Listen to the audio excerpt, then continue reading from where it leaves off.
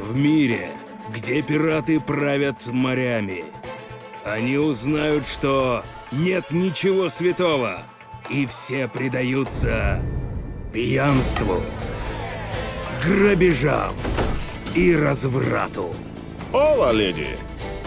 Этим летом Абстерго Entertainment предлагает незабываемые приключения. Точите сабли, полируйте крюки и в море с карибскими дьяволами. У данного продукта еще нет рейтинга.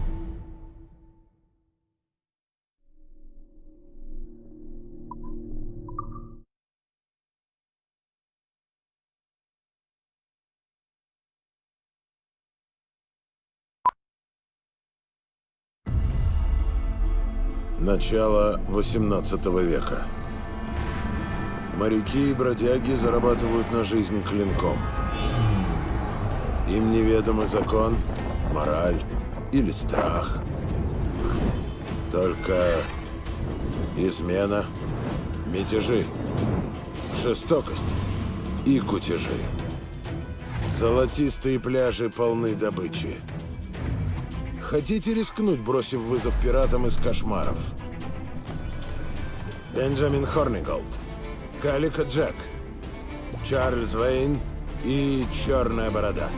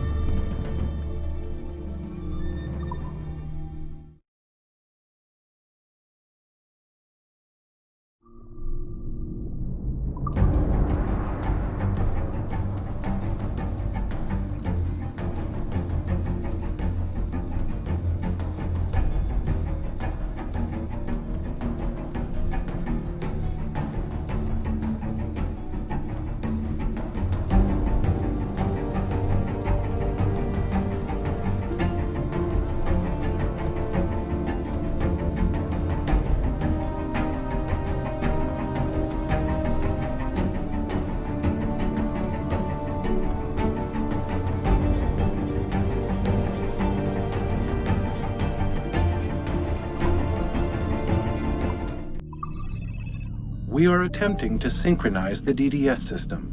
This will only take a moment. We are almost there. The DDS is now in sync. Thank you for your patience. We hope you enjoy your experience. Rudolf II invited many notable figures to his court, making Prague the center of European culture. Among them were Englishman Edward Kelly and his stepdaughter, Elizabeth Jane Weston. Observe her and report any alleged collusion.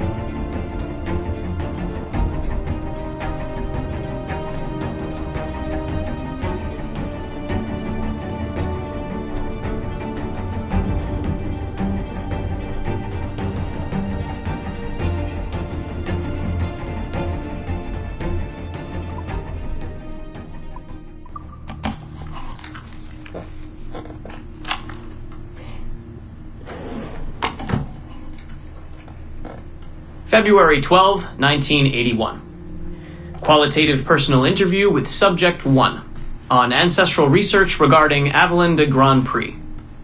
How are you feeling? Any side effects? Not really. Aside from the headaches. They've been worse since I started staying in longer. But I don't want to stop. I like her. I want to know what she does next. What's it like? Reliving her memories. So different. The Animus, I mean. The past. At first it was confusing. Distracting. Like New Orleans, the stench. I wasn't expecting all the smells. Smell is the sense most directly linked to memory. When I'm in her memories, it's like I can smell more than I usually can. In general, women have a more acute sense of smell than men do. I had wondered how that would translate. Anything else? Yeah. She's smaller than me, but it's like her body could do more. Did that surprise you? At first, yeah. The ERA people might hate me for this or whatever, but I don't usually think of girls that way. Climbing things. My mom, my sisters. The animal feeling of Aveline sinking her hidden blade into the throat of... Go on. It doesn't feel feminine. What I think of as feminine. But then at the same time it does. Her center of gravity is way lower. That was a surprise. How easy it is to land. How steady I am on her feet. Sorry. This is hard to talk about. No, it's fascinating. This is what we need. Pure experience, in your own words. Okay. Can you tell me about Gerald Blunk? What about him? He and Avalon were close, but we haven't been able to ascertain if he might be your missing ancestor. Do her memories suggest anything to you? Does this make you uncomfortable? Remember, these are her memories. You're just playing them back. It's not even acting. You're a researcher. Like you say, I haven't experienced her consummating anything. That would be...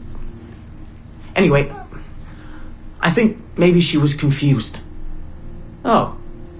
Well, first of all, I don't really know for sure, okay? I mean, guys think about sex more than girls, right? That's a fact.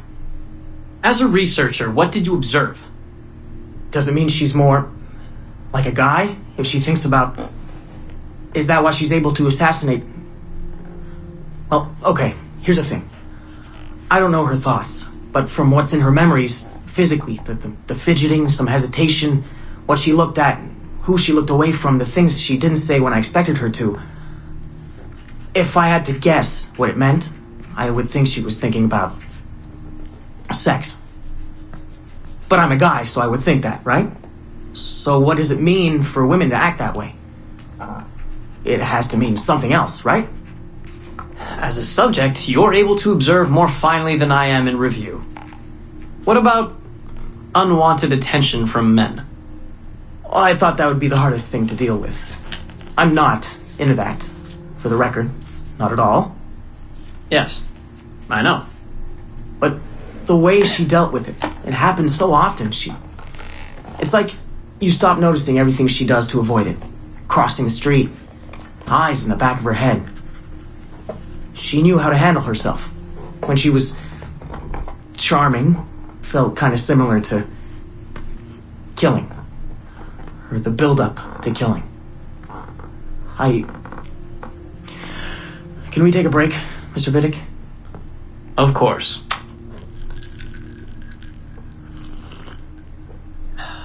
We're ready to go on? Yes. Avalon was black. And white. On her father's side. You're sensitive to that? I guess. I mean, I'm white. Aveline looks black, so that's different. But you get used to it. Like with the girl thing. Until someone makes you not used to it. What do you mean? I don't think I've ever had to think so much about what I'm wearing or how I'm walking. But Aveline, it's like she goes through her whole life in these uniforms. People expect her to behave in a certain way. Definitely. Sometimes I worry I'll slip up and play too relaxed at the warehouse and, I don't know, blow her cover. You can't blow her cover. I know. I'm just replaying the memories. I can't change them, I know. But I see it, right? It's a risk. It's... Stressful? Yes. It's best when she goes out as an assassin. On the roofs or in the bayou. I think she was more relaxed that way. Can you imagine? You're only relaxed when you're going to kill someone. Let's stick to memories rather than imagination. What about the slaves? They're kind of just... everywhere. I mean, that sounds bad. Slavery is bad, but no one's acting like slavery's bad. It's fun when she frees slaves. Is it supposed to be fun? We're not looking for supposed to. Focus on what it is. —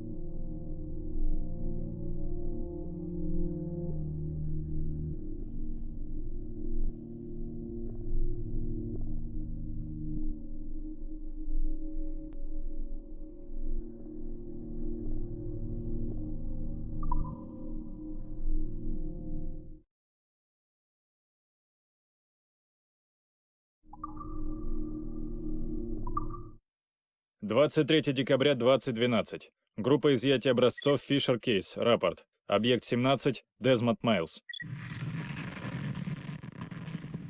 Объект был мертв. Время смерти примерно 1:07. Условия благоприятны для взятия образцов ДНК. Изначально у нас были сомнения в безопасности зала, но благодаря знаниям и навыкам группы мы смогли взять ценный материал. Я лично реквизировал рюкзак объекта и после тщательного осмотра извлек ряд предметов для всестороннего анализа.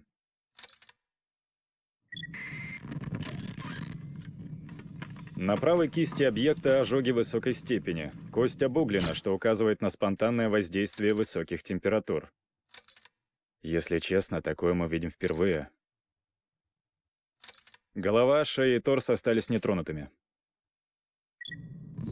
Я лично выбрал агентов для изъятия образцов крови и слюны. Затем мы начали извлекать материал и сумели сохранить несколько хороших образцов. Мы уже начали анализ и сортировку данных, которые идут исключительно легко. Благодаря облачной базе данных и третьей группе изъятия образцов Абстерго, объект 17 продолжит существование как образец 17.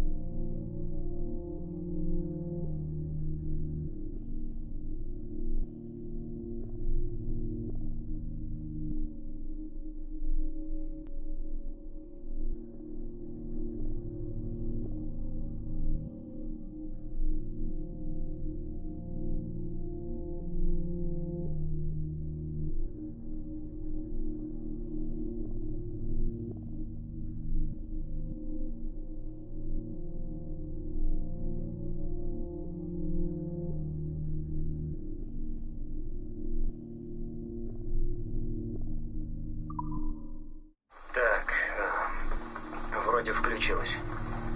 Не помню, когда последний раз писал что-то на телефон. Привет, пап. Ну вот, мы все тут в Нью-Йорке, в мотеле, в Квинсе. На бульваре Астория, рядом с Нью-Йорк Мэтс.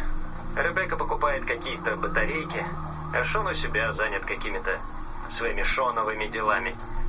А ты как раз ушел за ужином. Я вроде как должен готовиться влезть в офисы финансового квартала. Точно как тогда, когда ты меня гонял.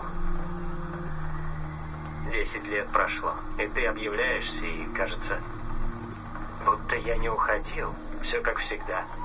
Стычки, заговоры, паранойя. Только теперь я тебе верю. Ты прав во всем. Мне даже кажется, ты не знаешь и половины. Не представляешь, что я видел. Сколько узнал за эти недели. Немыслимо. Такое чувство, будто мне 1000 лет. Или 10 тысяч. Невозможно объяснить, но... Когда столько видишь глазами многих людей, становится грустно. Что все эти потрясающие, умные люди борются с одним и тем же и делают те же ошибки снова и снова. Потому что культура, знания, история, все это, оно не хранится в генах. Все дети на Земле начинают с азов. Как жить, как выживать, как защищать правду. Но каждое поколение столько теряет при передаче и столько добавляет. Так жаль. Всему надо учиться. Снова и снова и снова.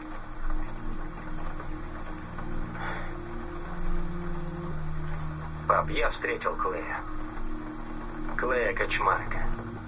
В Анимусе. В Абстерго он был известен как Объект 16. Мой предшественник. Он показал мне кое-что.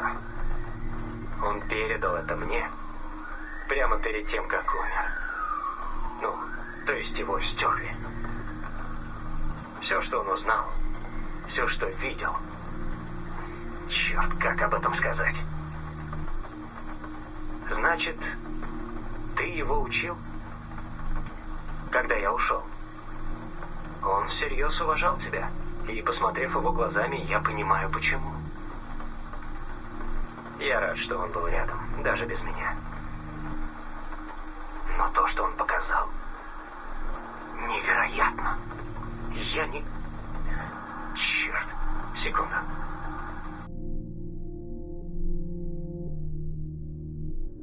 Так, с прошлой записи прошло несколько недель. Прости. Конечно, для тебя это пара секунд. Шаг вниз в плейлисте. Ладно. Так, про Клея.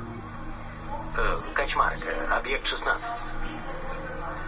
Так вот, когда я впал в кому в Италии и очнулся в черной комнате Анимуса, там было, так спокойно, как во сне, в каких-то грезах, где всех этих бед просто нет.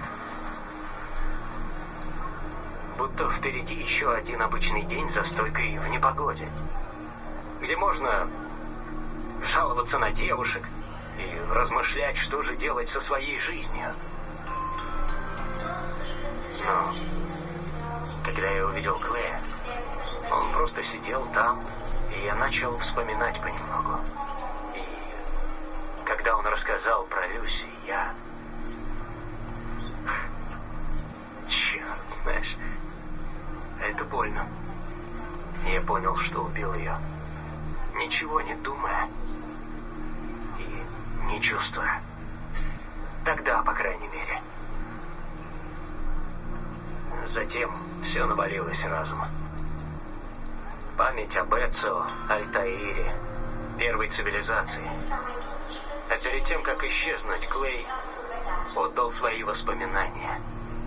Показал мне все, что он видел, что пережил. И это было быстро, но оглушило меня. Не знаю, как объяснить. Он видел Адама и Еву, и как они бежали из рабства. Видел начало и конец войны между предтечами и людьми. Видел Минерву, Юнону и Тина, как они пытались довести до конца свои расчеты. Ну, так они это называли. У них были мощные машины, чтобы предсказать будущее. Не наверняка, просто то, что может случиться. Варианты. И... ну, они много времени потратили, чтобы понять, какой сценарий самый вероятный для них и для нас. И в конце, похоже, решили, что я самый вероятный кандидат. Парень по имени Дезмонд, живущий в начале 21 века нашей эры. Но какой Дезмонд нужный? Вероятность – странная штука. Столько развилок, столько вариаций. Какой именно я нужен? Дезмонд, что рано женился и воспитывает сына? Тот, что остался холостяком в Нью-Йорке? Или тот, что переехал в Сан-Франциско и стал официантом? А может, тот Дезмонд, что работал в автомастерской в Чикаго? Или, может, я, только никогда не сбегавший от родителей? У предтеч было множество вариантов, но в конце концов счастливчиком стал я. Я тот Дезмонд, которого выдали их расчеты. Я тот, кому они оставляли свои послания. И, похоже, от этой чести мне не скрыться. Что за честь? Я устал.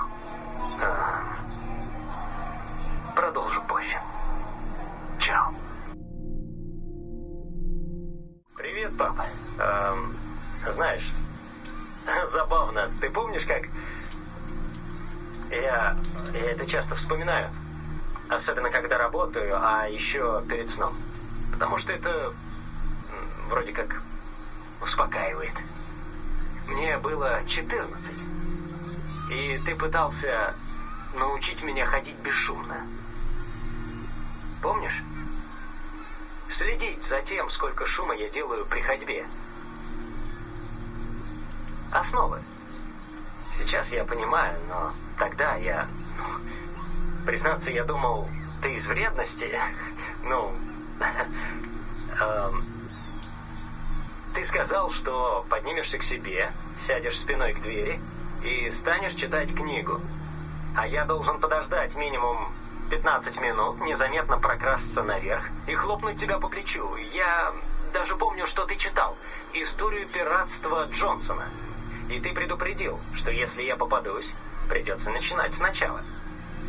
И ушел наверх. А я стал ждать. Я все ждал и ждал и ждал и ждал. Я ждал 4 часа, пока не решился. И даже тогда к лестнице я добрался только через 20 минут. А поднимался еще 30. А еще 10 шел по коридору. И вот я уже у двери. Заглянул в комнату. И я так надеялся, что ты спишь. Как бы не так. Ты все еще читал. Я чуть не опасался. Но через 10 минут я был всего в 5 футах от тебя.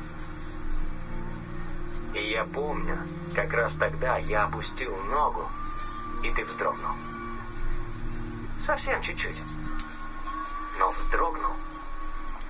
Я подумал, вдруг показалось. Но я знал, ты услышал. А ты промолчал. Просто посмотрел на часы, взял со стола стакан, глотнул и продолжил читать. Но я знал, что не смог. А ты промолчал. Я не понял, почему. Я подскочил, хлопнул тебя по плечу, и ты обернулся. Ого, прекрасно. Вот что ты сказал и крепко меня обнял. И я ничего не сказал, но, пап, я так разозлился. Мне хотелось наорать на тебя. Я не смог, и ты это знал. Но ты промолчал. И я все злился. Месяц, наверное. Я думал, ты меня пожалел. Я думал, может, ты тогда решил, что я никогда не стану таким, каким бы ты хотел. Но пару лет назад я понял. Когда ты посмотрел на часы, это был знак, да? Ты дал мне выиграть, так как я проявил терпение и впечатлил тебя.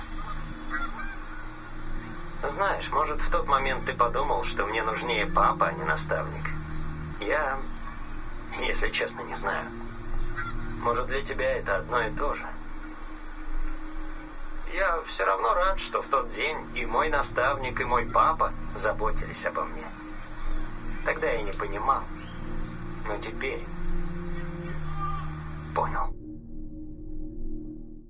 Пап, это будет короткой. Просто на память обо мне, если все пойдет наперекосяк, и из храма я живым не выйду. Я пытался быть оптимистом, но просто не могу. Думаю, от воспоминаний Конора у меня разыгрались нервы. В его истории столько самой разной боли, но он не отчаивался. Даже когда терял веру в других. Я могу только верить, что мы делаем то, что нужно. Что я предотвращу катастрофу. Я знаю это. В смысле, техника ждет. Нам надо только воспользоваться ей. Я последнее звено. Что-то в моих генах или в памяти. Последний элемент, который все запустит. Потому я здесь. Поэтому они привели меня. Только я не знаю, чем придется пожертвовать. Рассудком. Жизнью. Нельзя сказать точно. Я знаю, это... Наша война с тамплиерами не закончится. Что бы ни было внутри храма, это не конец. Просто новая глава в этой бесконечной истории. И твоя задача, и мамы, и Шона, и Ребекки, листать ее дальше. Знаешь, я все думаю. Орсон Уэллс когда-то сказал, мол, если хочешь счастливый конец, все зависит от того, где закончить историю. Так что, может, вот и ответ? Может, потому люди идут вперед? Пап, если там что-то случится со мной. Когда будешь рассказывать про меня много лет спустя, расскажи, как я сбился с пути, но вернулся и успел спасти мир. И закончи на этом. Так они там все будут улыбаться.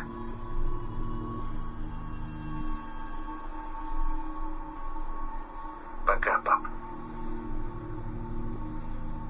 Привет, маме.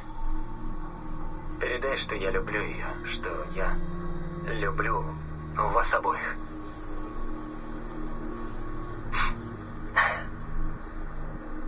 Я вас люблю.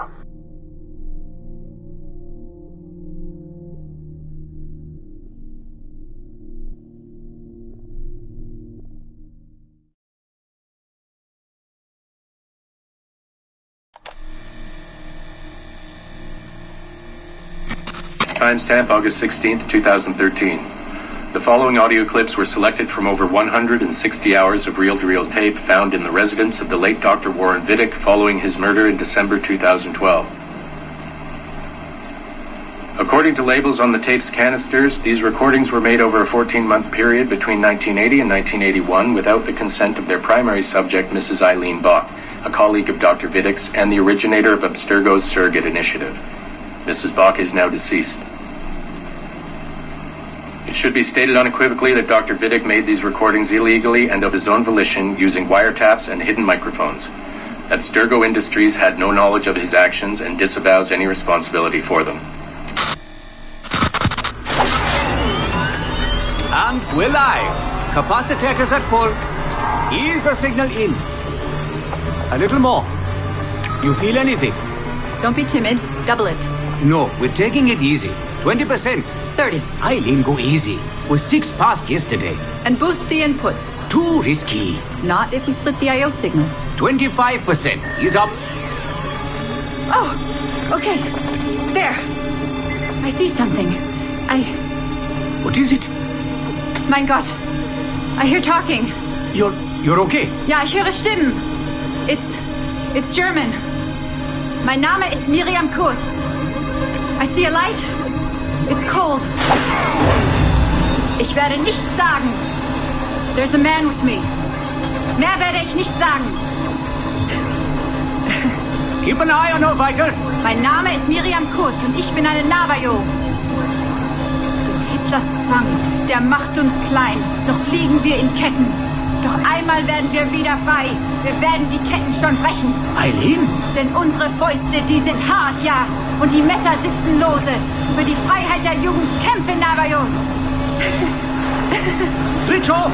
Powering down. Kämpft Navajos. Get her out of there. Oxygen from the valve. No. No, Satish, I'm fine, really. Quit the heroics. Just breathe. Better? Yes, thank you. Did we get something? It'll take a while to pass. What did you see? It wasn't just seeing. It was feeling. Being. I was scared. You were shouting in German? I think I was in Germany. I was in Germany, Satish.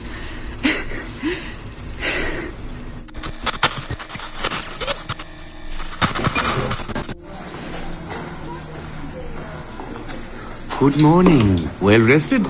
Exhausted. Yesterday was an incredible find. Seems so. What did it feel like? It's foggy, but I relived the memories of a young German woman. Early 20s, I think. A man was interrogating me, looming over me and asking questions.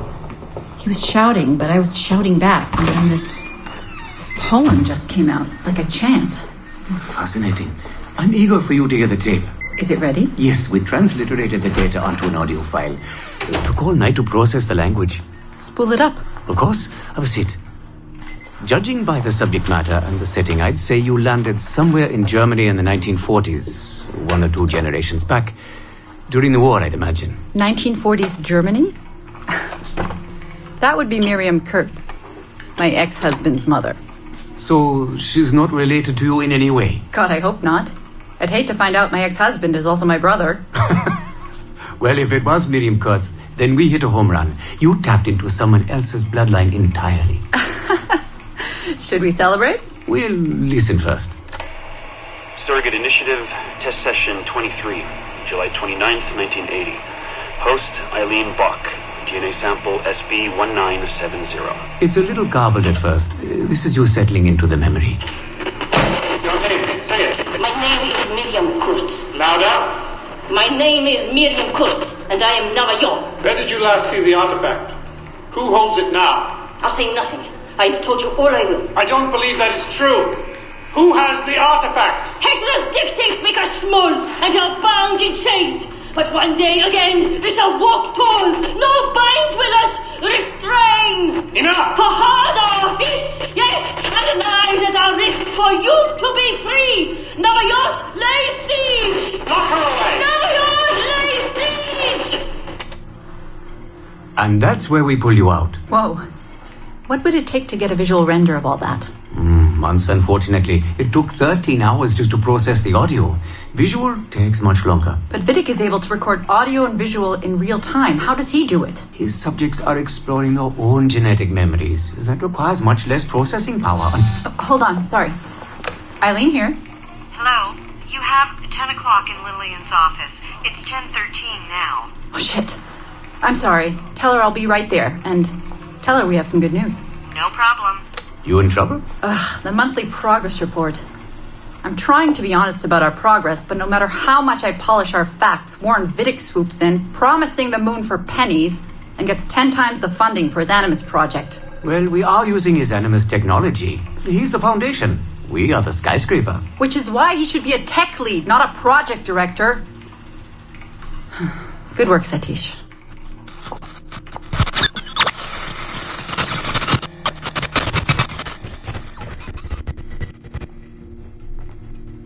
It's incredible footage, really. Clear and vivid. And the subject was synced for a full 62 minutes. Came out speaking French after his last session. Passably fluent. And with full recall of everything he'd gone through. Sorry I'm late. I was reviewing some data. It's fine. Warren was just telling me about his first subject, Mr. No names. Call him Subject 1. Confidentiality. And how about you, Eileen? What's your good news? Well, we did it. We synced with an unembedded memory, outside the bloodline. That's a first. Really? Satish was able to process the audio today. A short clip.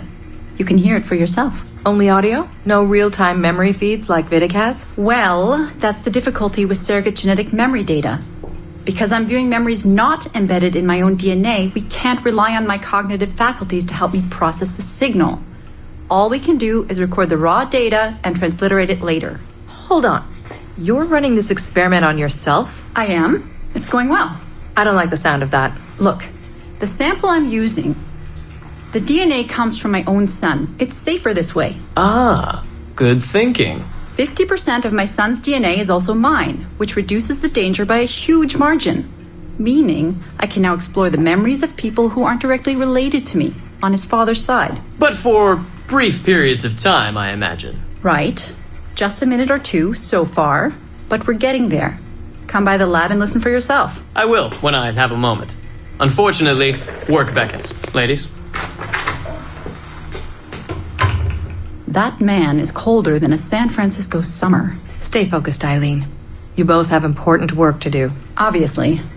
But my work requires his animus technology. I feel a little caged in. That's collaboration, Eileen. It's how science works. I shouldn't have to remind you. I know. I'm just tired. Stop by and see us today. We have a lot to share. If not today, then this week sometime. Thank you.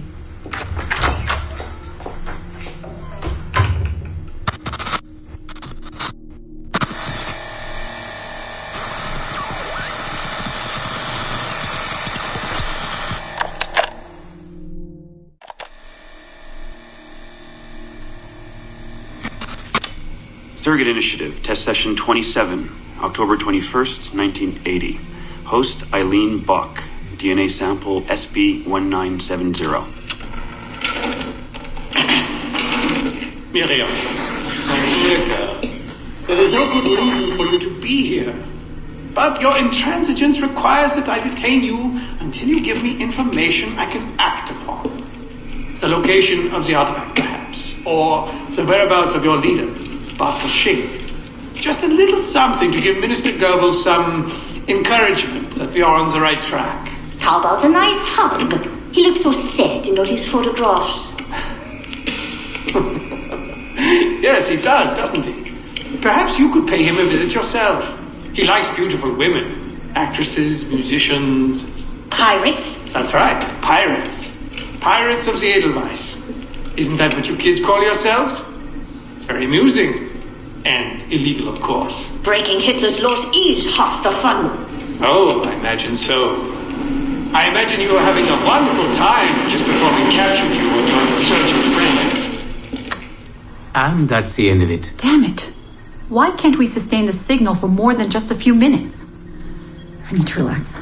That's not the issue. This is dangerous work. These memories aren't in your bloodline. That's why it's not holding. There's got to be a solution. Any idea what they mean by the artifact? I've heard it a few times now. Not sure. I don't think Miriam knew either. Not much comes into her mind when she asks about it. But she's protecting the other members of her group, the Edelweiss Pirates or something? Yeah. Bartol Shink. Have we looked him up? No, we can. We should.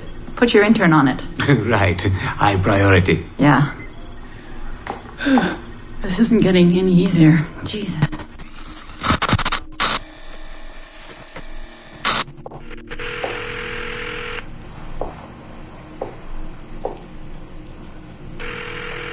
Hello? Hi, Seamus. It's Mom. Hey. How are you? Dad! It's Mom! Hello, Eileen. Hi, Carl. How's Seamus? Great. We were out shopping for school clothes. Yeah. The summer just sped by. They all do. I never seem to notice. No windows in the office. Right. Trapped in a lab. So, did you need to talk? Yes, sorry. I was curious about your mother, actually. Oh. Okay. How much did she talk about the war when you were growing up? Not often. Bits and pieces. Why? I was doing some research last week about World War II, and something came up about the Edelweiss pirates, or the Navajos, and your mother's name popped up. Really? That's an odd coincidence. Does any of that ring a bell? Yeah. Mom ran with that group while the war was on. There were a group of kids who wanted to avoid the Hitler Youth programs, but in later years they escalated their activities to, bigger ideas like vandalism and sabotage. But why Navajos and pirates? Just some of the names they used. Navajos, Edelweiss pirates, you know kids. There were little pins, little white flowers.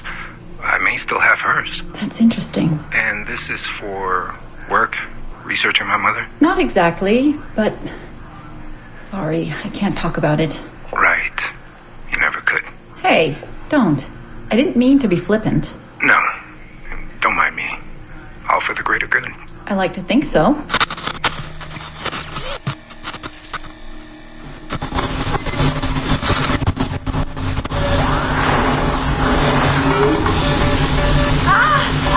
Power down. You all right? Damn it! 5 months of this bullshit! We're floundering. Take it easy, Eileen. You're just stressed. I am not stressed. I'm frustrated. I'd like to go again this afternoon. No. There is no reason to rush this. We're hardly rushing. We're running into the same wall over and over again. Why can't we push through? Why can't you keep me in the Animus longer than 2 minutes? Because surrogate genetic memory data is fragile. The EEG is exploding and your brain is doing too much work. The longer you stay in, the more damage it does. It's even possible that... It's possible the memories we're digging into could eventually overwrite your own. Like information on a tape drive. There's just not enough space in your head to do both. Here I come to save the day! Good afternoon, all. Did you invite him? No. But you did. Remember? That was months ago, Warren. What do you need? I wanted to stop by. Check on your progress. Well, apparently it's still too dangerous to keep me under for more than a few minutes. I always suspected that would be your biggest hurdle. The genetic memory sequencing is the easy part, if time-consuming. But the replay, that's something else. Yes? Let's think this through. My subjects are diving into their own genetic memories, so the information is already encoded in their heads. Which means the Animus has less work to do. Less computing, less parsing. Right. So to get your surrogate data working, to let people experience foreign memories, it'll take a hell of a lot more processing power than anyone has. Even Abstergo Industries. Ideally, we'd like to build an external processor that mirrors as many brain functions as possible. Something to handle the calculations. But the cost and upkeep of that would be astronomical. Let me see what I can do. I have some sway with Lillian. We won't build Rome in a day, but if we focus on the pretty buildings first, maybe we'll achieve something. Thank you, Warren. Till next, folks.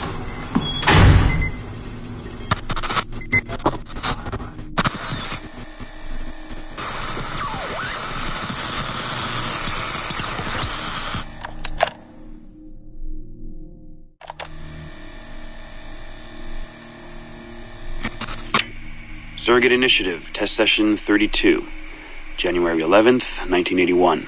Host Eileen Bach, DNA sample SB1970.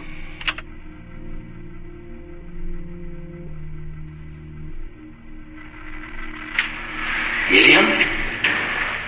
Miriam, is that you? Are you in here?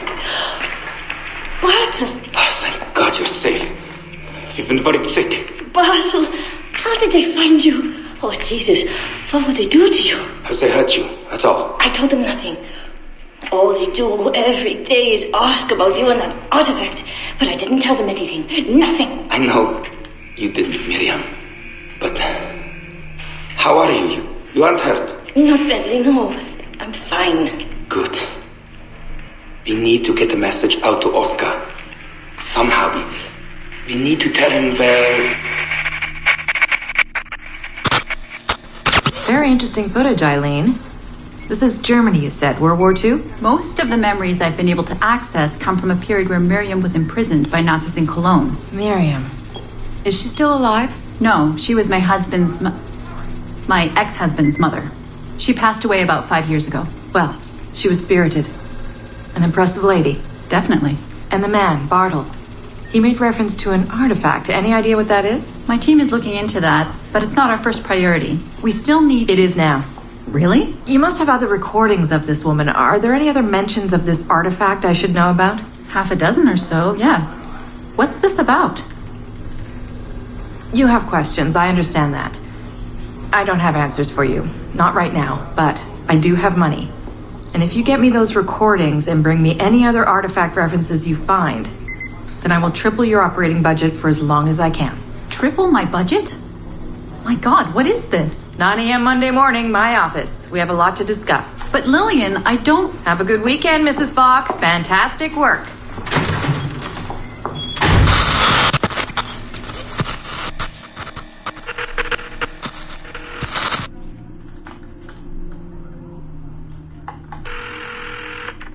Hello, this is Carl. Hi, it's Eileen. Hey, how are you? Good. Busy. Cold.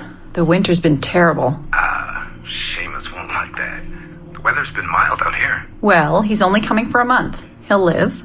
And I'll be so busy he won't have to worry about his mother bothering him. Still working 12-hour days. I should move a bed into my lab. Look, if you're too busy, Seamus can stay with me. No. I want to see him. We'll have fun. You're not too busy to be a mom and a genius. Of course not. His flight lands at 8:15 p.m. tomorrow night. You'll be there? Of course. 8:15. p.m. Let him know you'll be there. Thanks, Carl. I need to run. I'm sorry. Take care. You too.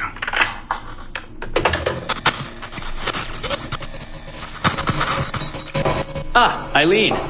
Didn't see you come in. I'm not interrupting? No, it's fine. The subject is unconscious.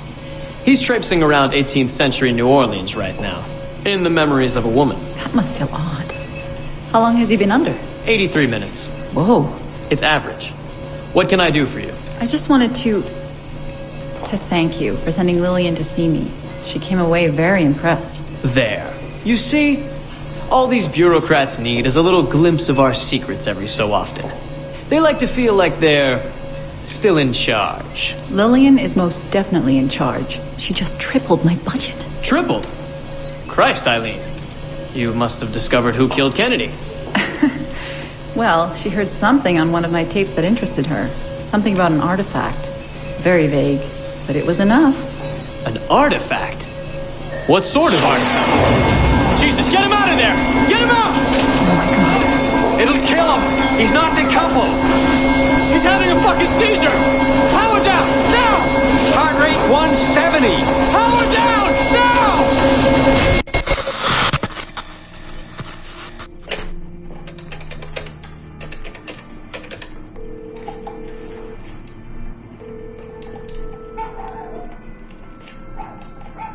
Eileen, Warren here.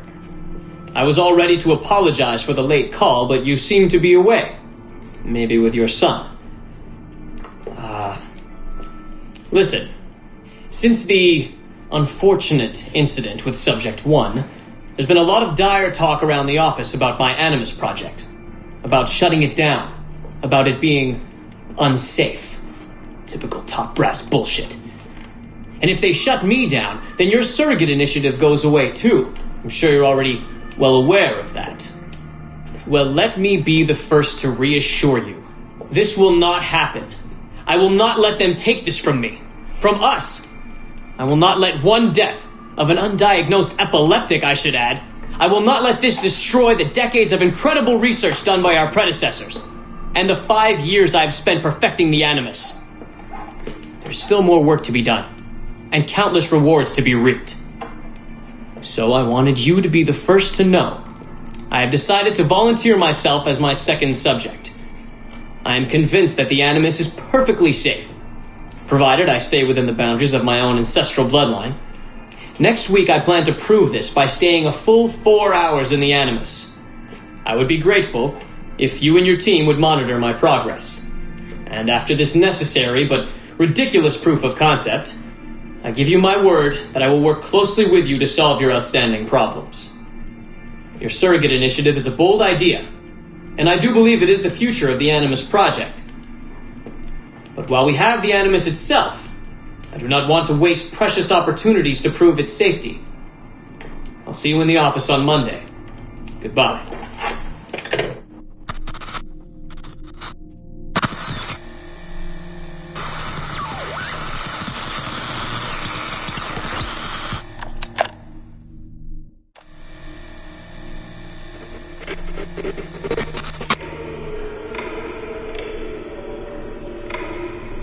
I have now resumed the practice of dressing as a man, and have put off my woman's dress. Why did you take it? Who made you take it? I took it of my own free will, with no constraint. I prefer a man's dress to a woman's. You made an oath, Jeanne. You swore to never again dress as a man.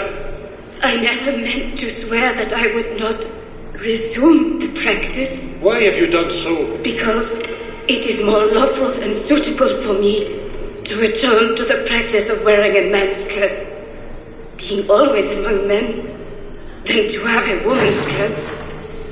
I have resumed it because a promise made to me has not been. How is he? Our three, doing well. Are we still in 18th century Hungary? No. His connection is so stable, he's jumped between a few ancestors today. We're in 15th century France now. Turns out he's related to one of Joan of Arc's executioners. Surprise. Eileen, yesterday Vidic asked me to help him work out some of the bugs in his audiovisual renderer, and I told him... No. Come on, Satish, not you. It wouldn't be permanent. A few months at most. Months? That will kill every ounce of momentum we have. It won't, I promise. Honestly, I think this could help us. If I can get a look at what these people are doing, we could... Come on. He's trying to pull you over to his side. Don't you see that? He's luring you with quick victory and prestige. That's not what this is about, honestly. I need to get back to work. Eileen, I'm sorry. Do what you must. I'll survive.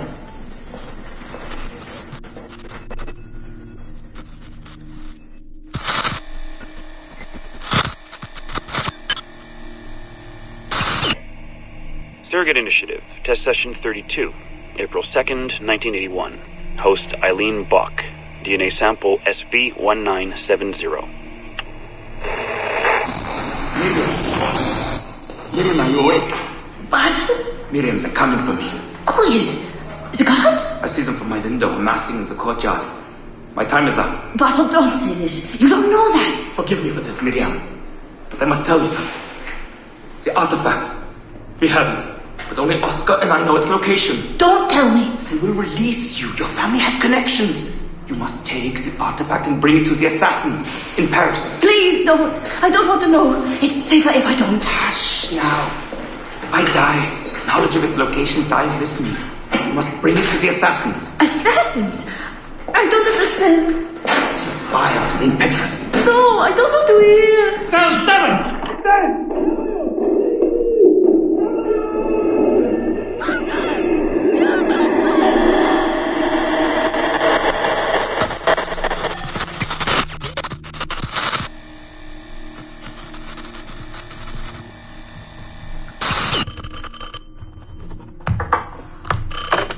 Hello? Eileen, hi. It's Carl. Carl, I know it's you. Sorry, you just sound exhausted. Did I wake you? No, I've just been busy. It sounds like it. I'm just a little tired, that's all. No, I mean, your project sounds fascinating. Your colleague, Dr. Warren Vidic, he called me recently and he told me what you've been up to. He what? Warren? Yeah, he told us about your research, memories, ancestry, all of that. He even asked if we'd be willing to come in and... No! Jesus, no! What the hell is he doing? Eileen, it's okay. We signed some papers, non-disclosure stuff. No! He's trying to fuck me over! Damn it! Eileen, we just talked about my mother, just like you and I did. World War II. That's all. It's the artifact. The what? Carl, if he calls you again, you tell him you work through me, okay? That's it. Vidic has been a pain in my ass for years, and I don't need him getting all the glory for my 2 years of hard work. All right. So how should I go about this? I mean, the wheels are in motion. I don't know. Just go through me if he contacts you again. Please? All right. You'll do that? Of course. Yes. Thank you, Carl. I'm sorry I was short with you. I've just been exhausted. That's all. It's all right, hon. Just take care of yourself.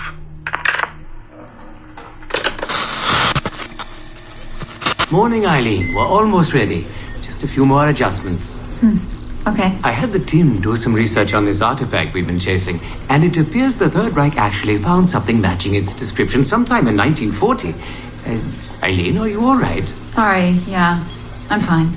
Just a little scattered. Vidic called my ex-husband last night. He wants to put him in the Animus. To find the artifact before us? Exactly. Well, it would be fast using Vidic's Animus. And maybe that would get us back to our original work. Satish, if we let that happen, then all our money dries up. Lillian is paying for us to find the artifact, not improve our methods. Do you understand? Right, of course. I'm sorry. Let's just burn those bridges when we cross them. Are we ready? Yes, just a few more adjustments and you're in.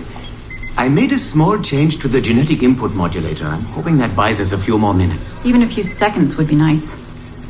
I'm ready. All right, settle in.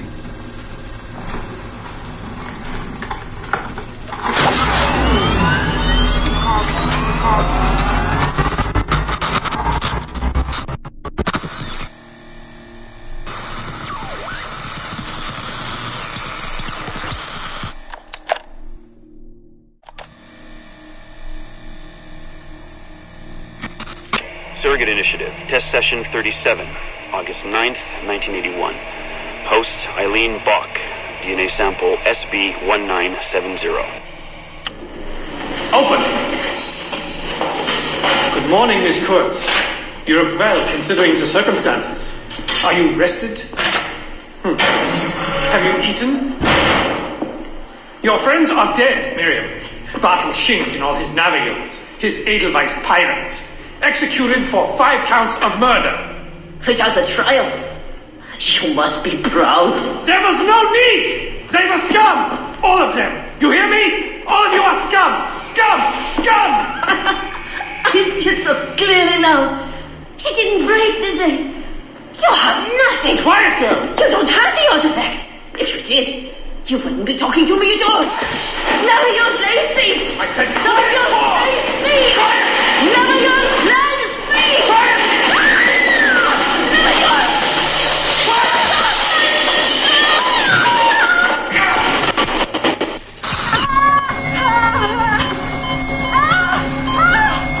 Get her out! Get her out!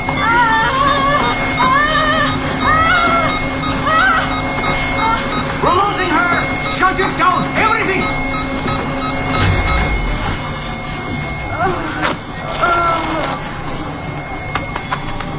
Eileen, open your eyes. Can you hear me? Eileen! Eileen! Power's off! Get the position in here! Step aside, son! Eileen, talk to me. Can you open your eyes? Clear! Oh, God. No response.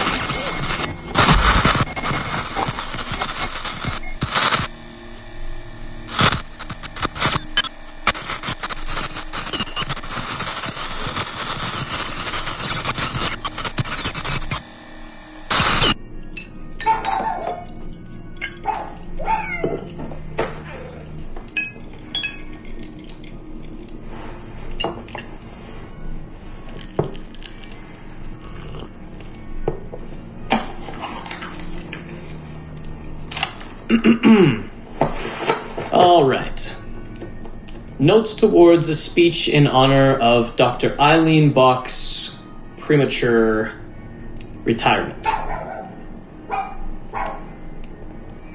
When I first learned of Dr. Bach's unfortunate accident, I couldn't help but feel a great sense of loss at...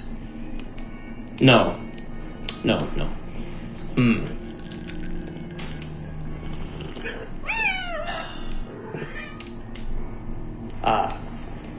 Dr. Eileen Bach has and always will be a friend and colleague.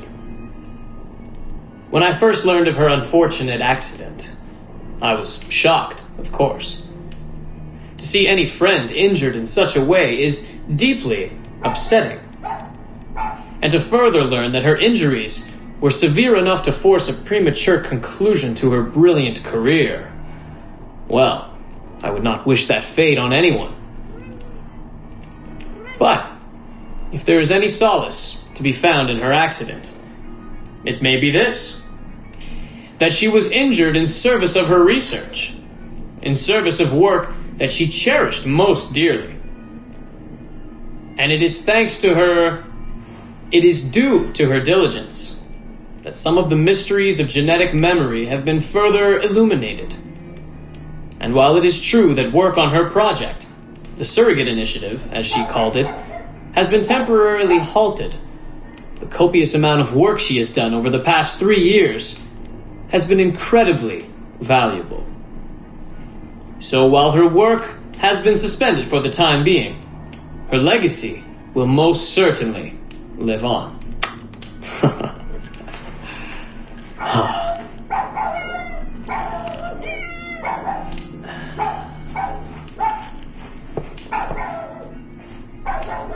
Quiet, Joan! Quiet!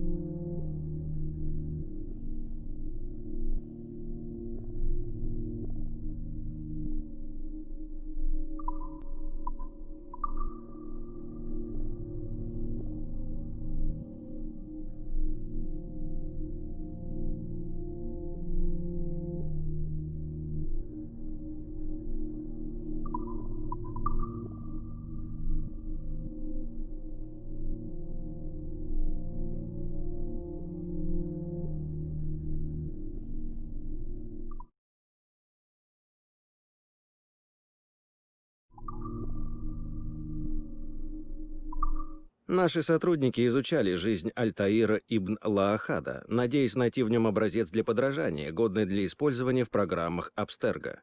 К сожалению, этот ассасин-ренегат нас разочаровал. Перед нами человек, отвергающий самые сакральные запреты своей культуры, с поистине мессианской дерзостью. Altair! No! This is not our way! To burn a man's body is forbidden! Многие наши исследователи полагают, что взгляды его противника, известного под именем Аббас, были куда более ясными, чем взгляды Альтаира. Недавно я поставил задачу удвоить усилия по поиску родственников Аббаса, если таковые есть.